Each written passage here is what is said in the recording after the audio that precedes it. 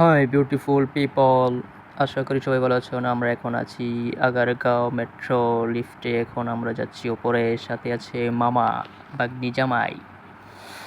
একটু চলে আসলাম ওপরে। এখন আমরা যাব টিকিট কাউন্টারে। ও, আজকে বেশি ভিড় নাই। ওই দিন আসছিলাম, ওরে মানুষে ঠেলাঠেলি। এখন টিকিট কাটলাম, টিকিট কেটে এখন আমরা ক্রসিং পার হব।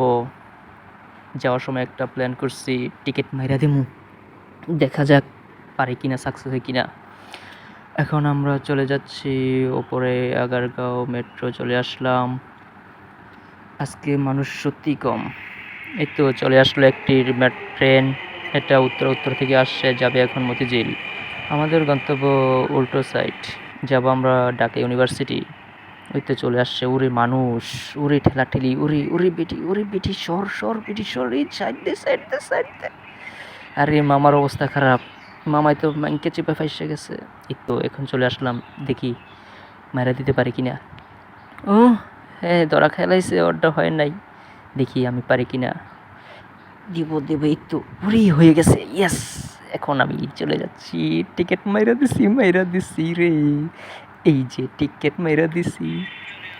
ওই তো আমরা এখন চলে আসছি ঢাকা ইউনিভার্সিটি টিএসসিতে।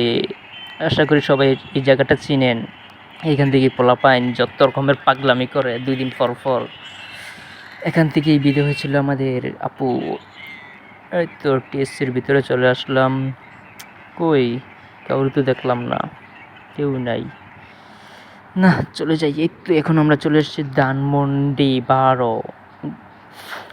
এখানে জায়গাটা খুবই সুন্দর, অস্থির। রাত্রে গেলে ভালোই লাগে। ঢাকা শহর দিনের চেয়ে রাত্রি বেশি সুন্দর। তো সবাই ভালো থাকবেন, বিউটিফুল পিপল। Bye bye.